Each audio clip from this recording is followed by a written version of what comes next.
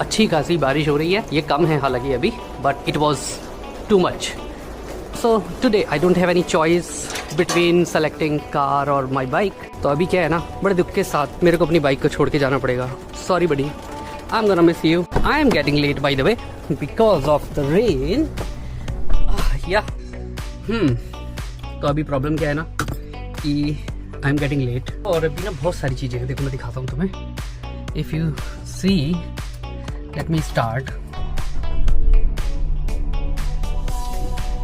Okay, service due है इसकी, और वो कराना है. मैं उसके लिए भी नहीं जा पाया बिकॉज वीकेंड पूरा, जिसको कहते हैं ना, भरा हुआ था. Literally weekend was fully occupied with rain, things like this and that. But by the way, let me get started because otherwise I'll get late. So you just stay tuned.